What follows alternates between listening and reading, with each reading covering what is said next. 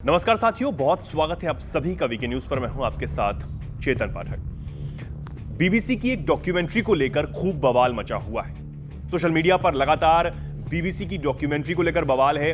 तमाम जो लोग हैं वो बीबीसी पर निशाना साध रहे हैं कि बीबीसी ने इस डॉक्यूमेंट्री के जरिए प्रधानमंत्री नरेंद्र मोदी की छवि और साथ ही साथ भारत की छवि पर आक्रमण किया है, क्रिटिसाइज उसको किया है। ये बात तमाम जो आरोप हैं वो लोग लगा रहे हैं।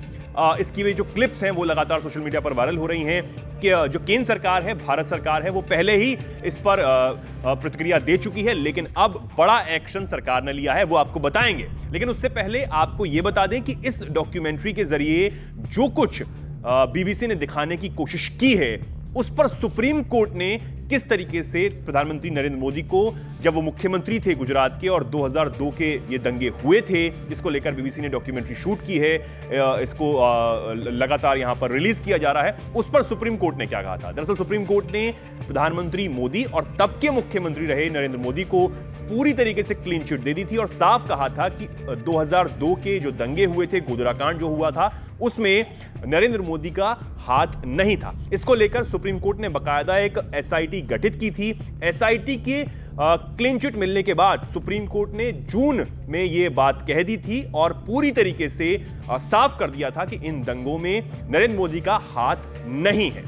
इसको लेकर अब बीबीसी ने ये वीडियो जो डॉक्यूमेंट्री है वो शूट की है, रिलीज की जा रही है और इस पर बवाल मचा हुआ है। लेकिन अब बड़ी खबर यह है कि केंद्र सरकार ने इस पर एक्शन भी ले लिया है। क्या कुछ एक्शन लिया है वो सर आपको बताएंगे। सर, ये जो पूरा मामला चल रहा है, सोशल मीडिया पर लगातार कई हैशटैग्स चल रहे हैं, कई बीबीसी डॉक्यूमेंट्री को लेकर चल रहा है, क्विट इंडिया बीबीसी को लेकर भी चल रहा है। क्या कुछ ये पूरा मामला है ये भी आप बता दें और साथ साथ अब सरकार ने क्या एक्शन लिया है। चेतन, सुबह से ही एक हैशटैग है, हैशटैग बीबीसी क्विट इंडिया करके लगातार ट्विटर पर ट्रेंड हो रहा है और ट्रेंड होने के साथ ही इसमें कई सारे वो वीडियोस हैं, वो वीडियो क्लिप्स हैं जिसको जो है भारत सरकार जो है जिस पर ऐतराज़ जता रही है और उन्हें दिखाने को लेकर ही विवाद हो रहा है। दरअसल बीबीसी ने जो है वो 2 एपिसोड की एक सीरीज़ तैयार की है जिसका नाम है इंडिया द मोदी क्वेश्चन। इस डॉक्यूमेंट्री के एक एपिसोड जो है यूट्यूब पर 17 जनवरी को बीबीसी ने रिलीज़ किया था, जिसके बाद में उसको लेकर ही विवाद शुरू हुआ और 24 जनवरी को अगला एपिसोड जो है वो रिलीज होना था।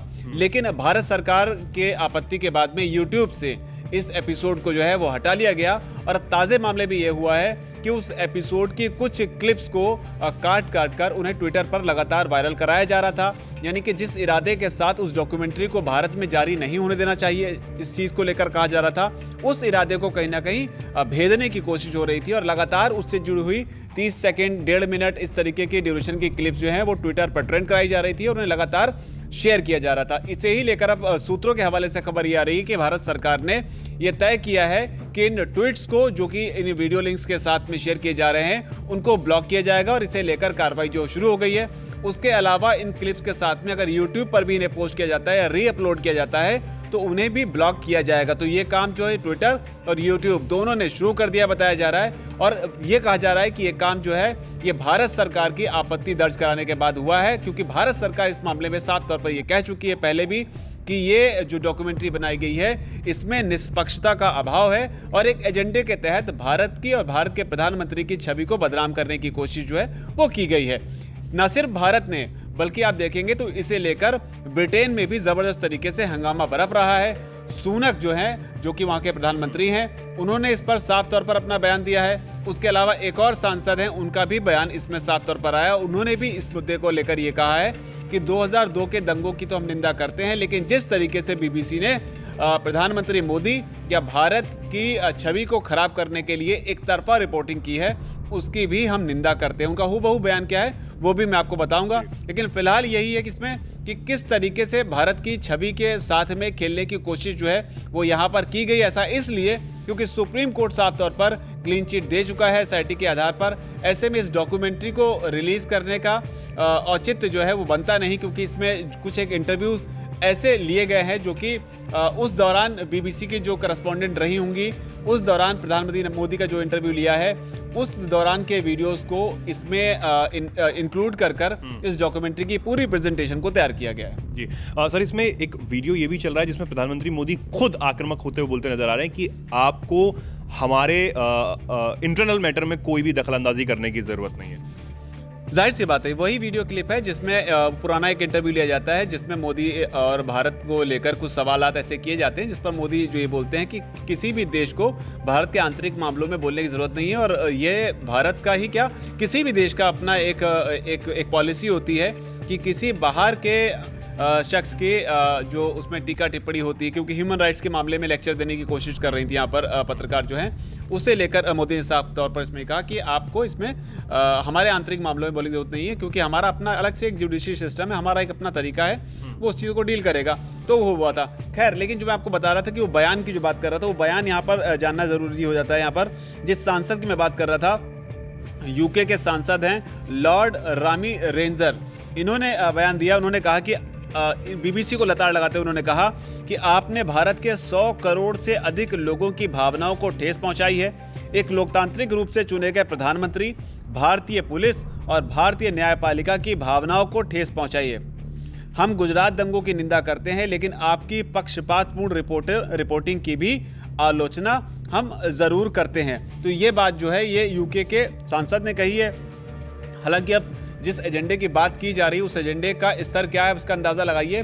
ब्रिटेन की संसद में एक और सांसद हैं जो कि पाकिस्तानी मूल के हैं, और वो इस मुद्दे को लेकर आए थे ब्रिटेन की पार्लियामेंट में बीबीसी की डॉक्यूमेंट्री के हवाले से कि आप सुनक को घेरते हुए कि आपकी इस पर क्या राय है। उस पर सुनक का भी बयान आया था, वो भी यहाँ पर जानना जो है बहुत ज़रूरी हो जाता। तब सुनक ने उसके सवाल के जवाब में ये कहा था कि बीबीसी की डॉक्यूमेंट्री में जिस तरीके से प्रधानमंत्री को दिखाया गया है, प्रधानमंत्री मोदी को दिखाया गया है, मैं उससे कतई सहमत नहीं हूँ। यानी कि साफ साफ शब्दों में उन्होंने ये बात कही। उन्होंने साथ ये भी कहा कि ब्रिटेन की सरकार की स्थिति स्पष्ट है, हम दुनिया के किसी भी हिस्से में होने वाली हिंसा को बर्दाश्त नहीं करते, लेकिन डॉक्यूमेंट्री में पीएम मोदी की जो इमेज पेश की गई है मैं उससे बिल्कुल भी सहमत नहीं हूँ। तो साफ तौर पर यह है कि न सिर्फ भारत में, न सिर्फ भारत सरकार में, बल्कि ब्रिटिश सरकार में भी इस चीज़ की तीखी आलोचना हो रही है, क्योंकि ब्रिटेन जो है जिस तरीके से बीबीसी की आलोचना कर रहा है उसके पीछे की बड़ी वजह ये भी हो सकती है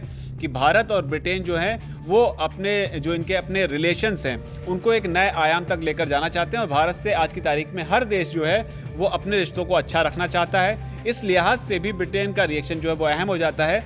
लेकिन सुनक और ब्रिटेन के जो सांसद का मैंने आपको बताया कि किस तरीके से ब्रिटेन में भी इस चीज़ की लगातार निंदा हो रही है, और सवाल इस चीज़ को लेकर उठ रहे हैं कि जो मुद्दा सुप्रीम कोर्ट तक गया, सुप्रीम कोर्ट में भी क्लीन चिट मिल गई, उस चीज़ को लेकर भारत की जो न्यायपालिका है, भारत की जो व्यवस्था है, उस व्यवस्था को दरकिनार करते हुए एक डॉक्यूमेंट्री को बनाना और उसे जारी करना।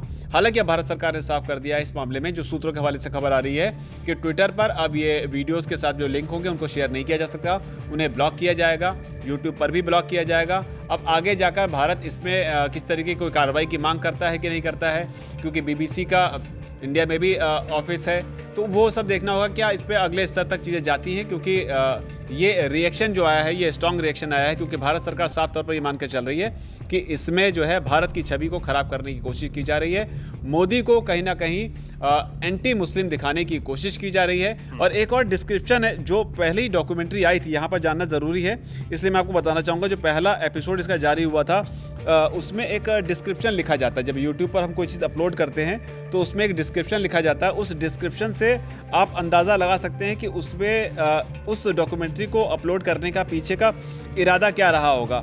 उसमें डिस्क्रिप्शन में वो लिखा गया था, एक तो टाइटल हो गया जिसमें हम देखते हैं, जो वीडियो के नीचे लोग देखते हैं बड़ा बड़ा आता है, उसके नीचे भी डिस्क्रिप्शन पार्ट होता है, उसमें ये लिखा हुआ था, ये डॉक्यूमेंट्री भारत के प्रधानमंत्री नरेंद्र मोदी और मुस्लिम अल्पसंख्यकों के बीच तनाव पर नज़र डालती है। गुजरात में 2002 में हुए दंगों में नरेंद्र मोदी की भूमिका के दावों की जांच करती है। यानी सुप्रीम कोर्ट ने जो जांच की उस पर आपको भरोसा नहीं है, डॉक्यूमेंट्री जांच करेगी। गिनती के 1 या 2 पत्रकार होंगे जिन्होंने मुश्किल से 7 से 8 या 10 लोगों से बात की होगी, इन्होंने जांच की है, ऐसा डिस्क्रिप्शन के हिसाब से। गुजरात दंगों की जांच के लिए सुप्रीम कोर्ट के निर्देश पर गठित समिति ने मोदी को क्लीन चिट दी थी। ये लाइन इन्होंने इसमें ऐड करी है। हालांकि ये इससे हिसाब होता है कि बीबीसी जो है इस बात को मानता है, इस बात को जानता है कि सुप्रीम कोर्ट ने समिति गठित की थी और समिति ने पीएम मोदी को क्लीन चिट दी थी, लेकिन बावजूद इसके इस तरह से मुसलमानों और पीएम मोदी के संबंधों पर प्रकाश डालने की कोशिश के इरादे से इस डॉक्यूमेंट्री को जो बनाने की बात। लेकिन बड़ा सवाल यही है टाइमिंग को लेकर कि आखिर इसकी ज़रूरत आज के वक्त में क्यों हुई, क्यों उन मुद्दों को दोबारा से जगाने की कोशिश की जा रही है।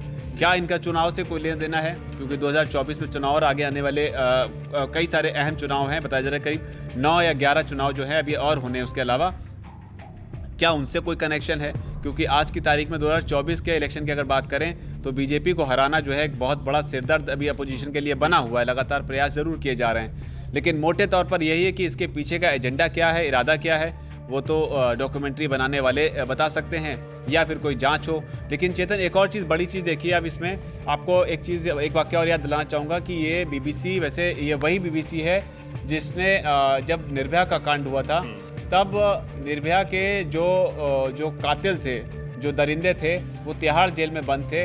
और इसी बीबीसी के जो रिपोर्टर्स थे, उन लोगों ने तिहाड़ में जाकर उनका इंटरव्यू किया था। तब भारत में कांग्रेस की सरकार हुआ करती थी और उन्होंने इस चीज़ को लेकर सवाल उठाए थे कि आप इस तरह की डॉक्यूमेंट्री को बना तो लिया, लेकिन आप इसको टेलीकास्ट नहीं कर सकते। लेकिन बावजूद इसके उन्होंने उसको तब टेलीकास्ट किया था। तो बीबीसी जो है वो अपने तरीके से ही काम कर रहा था तब भी। अब देखना इस पे होगा कि आगे जाकर भारत सरकार इस मुद्दे को और कितना एक्सेलरेट करती है, क्योंकि फिलहाल तो यूट्यूब और ट्विटर पर चीज़ों को ब्लॉक किया गया है। जी, तो ये पूरा मामला है।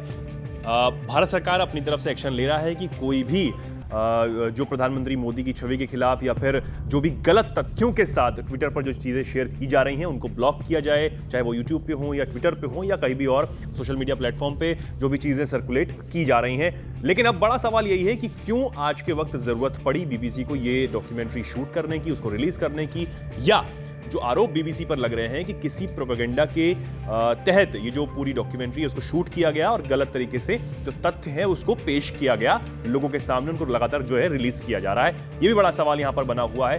क्या कुछ बीबीसी की तरफ से क्या कुछ रिएक्शन आता है और अब भारत सरकार इस पर आगे क्या कुछ कार्रवाई करती है, इस पर नजर बनी रहेगी। हम अब तक जो भी खबर है वो पहुंचाते रहेंगे। जो भी आपकी राय हो इस पूरी खबर पर हमें कमेंट सेक्शन में जरूर बताएं और इस वीडियो को लाइक करें, शेयर करें और चैनल को सब्सक्राइब करना बिल्कुल ना भूलें। धन्यवाद। वीके न्यूज, राष्ट्र के नाम।